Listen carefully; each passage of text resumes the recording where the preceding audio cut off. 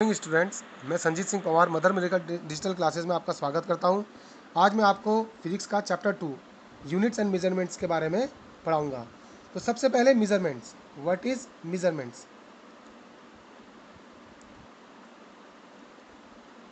क्या होता है मेजरमेंट्स? देखो, आप क्या हमारे पास क्या है, हमारे पास तीन आपके पास पोर्ट हैं। कितने पोर्ट हैं? 3 पोर्ट हैं, ठीक है।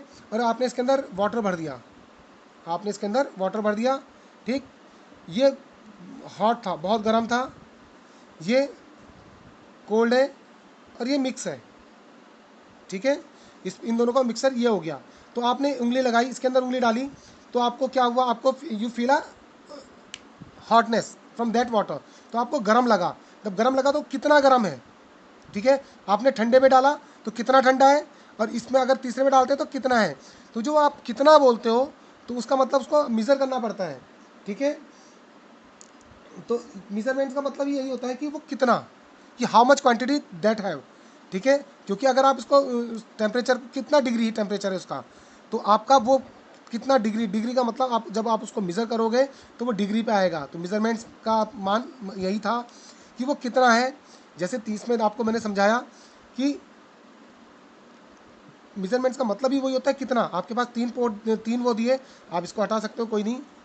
आपके पास एक हॉट एक कोल्ड है, आपने एक उंगली इस पे रखी, एक उंगली इस पे रखी, तो आपको you feel a sensation of hotness और कोल्डनेस। आपको एक हॉटनेस और कोल्डनेस की एक सेंसेशन मिलेगी, वही आपका तो दैट इज, तब आप उसको मेज़र करोगे कि वो कितना है। कि आप अगर आप बता दोगे कि वो कितना है तो वो उसका मेज़रमेंट हो जाएगा, ठीक है।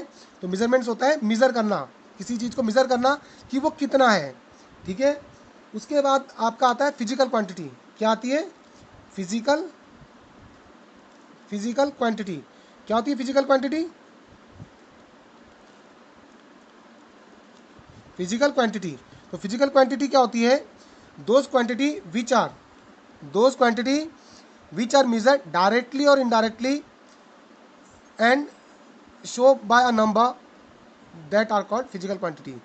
कोई भी क्वांटिटी जो किससे डायरेक्ट या इनडायरेक्ट मेथड से आप क्या कर सकते हो, उसको मेज़र कर सकते हो, और उसके बाद आप उसको किसी एक नंबर द्वारा क्या कर दोगे, उसको रिलेट कर दोगे, बता दोगे।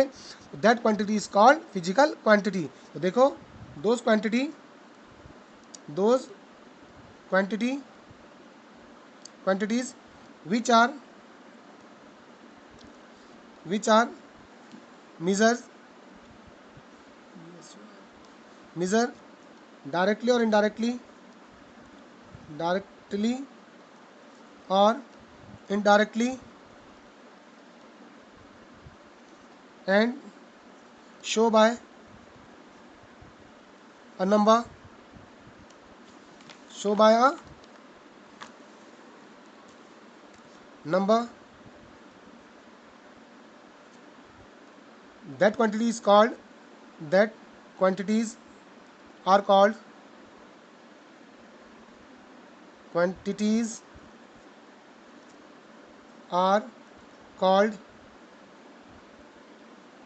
physical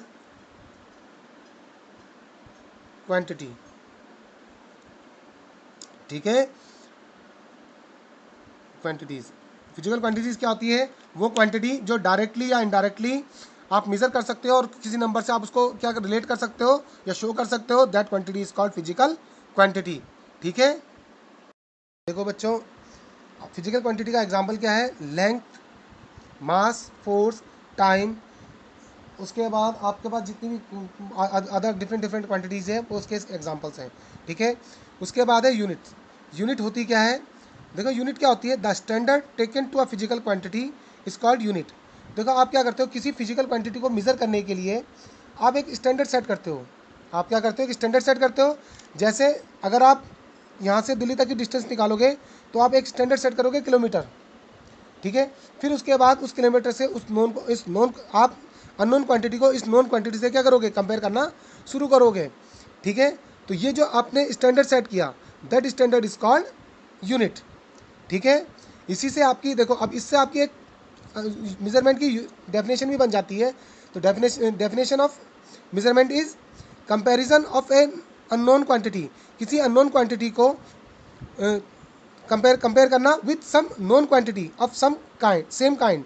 देखो सेम काइंड की क्वांटिटी को जब आप क्या करते हो अननोन क्वांटिटी से कंपेयर करना शुरू करते हो तो आपको पता चल जाता है कि वो क्वांटिटी कितनी थी, ठीक है, दैट इज कॉल्ड मेजरमेंट।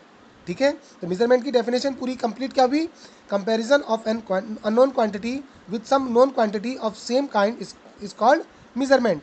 ठीक है बच्चों, किसी भी यूनिट फिजिकल क्वांटिटी को मेजर करने के लिए दो बातों का ध्यान रखना चाहिए। तो measurement of physical quantity is depend on two things, one is N, N means it's numerical value, and second is unit. ठीक है, तो एन यू पे डिपेंड करता है।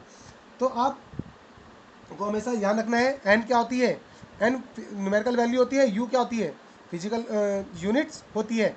जैसे मैंने मीटर लिया, ठीक है, मैंने कोई एक रॉड ली, ये रॉड है, इसकी लेंथ 12 मीटर है, इसकी लेंथ क्या है 12 मीटर। इट मीन्स ये इसमें जो आपने स्टैंडर्ड सेट किया मीटर सेट किया, आपने स्टैंडर्ड क्या सेट किया मीटर, ठीक, इसका मतलब उसकी यूनिट क्या है मीटर है, और उसमें ये जो 12 बार आया है, जब आपने उसको मेज़र करा तो उस पर ये कितनी बार आया 12 बार, इसीलिए इसको 12 मीटर बोल देते हैं।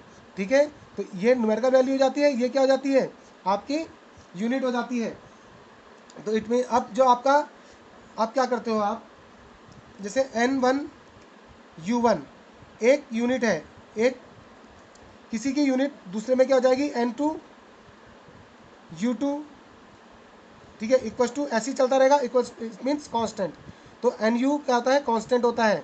कांस्टेंट मीन्स अगर आप क्या करते हो किसी वैल्यू को, किसी की numerical value, if the numerical value of any number is increase then its unit is decrease. ठीक है, अगर किसी की न्यूमेरिकल वैल्यू बढ़ती है तो उसकी यूनिट क्या होती है डिक्रीज होती है। जैसे हम करते हैं 1 किलोमीटर, देखो ध्यान से देखना, 1 किलोमीटर इक्वल टू 1000 मीटर।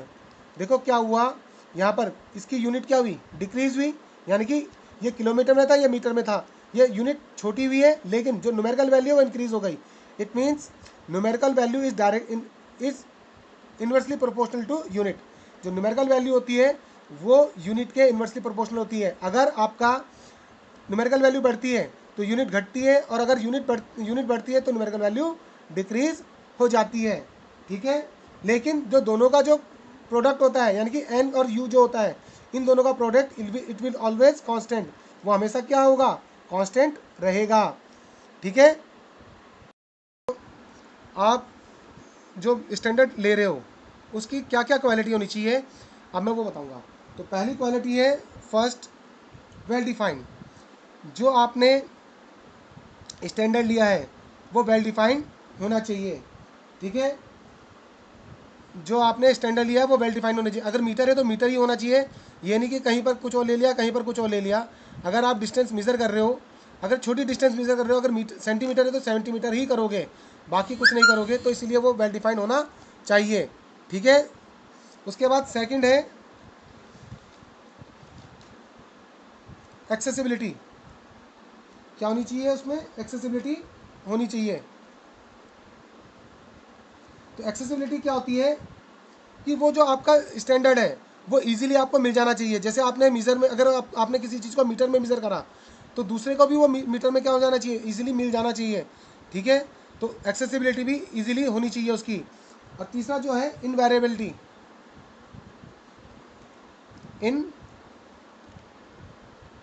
इनवेरिएबिलिटी इनवेरिएबिलिटी वो इनवेरिएबल होना चाहिए, यानी कि उसकी वैल्यू कहीं पर भी चेंज नहीं होनी चाहिए। देखो जैसे क्या होता है, आपने यहाँ लिया, यहाँ कुछ और लिया, ठीक, अब उसकी जैसे यहाँ पर आपने कहीं इंडिया में लिया और एक आपने एक रॉड ली, वो किसी ऐसे मेटल की थी जो गर्मी में बहुत ज़्यादा एक्सपेंड हो जाती है। ठीक है, तो उसकी वैल्यू यहाँ क्या होगी, अगर अभी गर्मी बढ़ रही है तो थोड़ा बढ़ जाएगी, तो उसकी वैल्यू चेंज हो जाएगी, और अगर सर्दियों में उसकी वैल्यू कुछ और आएगी, तो वो इनवेरिएबल हो जाएगा। तो आपको ऐसी चीज़ लेनी है जो इनवेरिएबल हो। ठीक, यानी कि आपने ऐसी यूनिट लेनी है जिसकी वो ज़्यादा चेंज ना हो। तो ये क्वालिटी ऑफ स्टैंडर्ड होता है। ठीक है।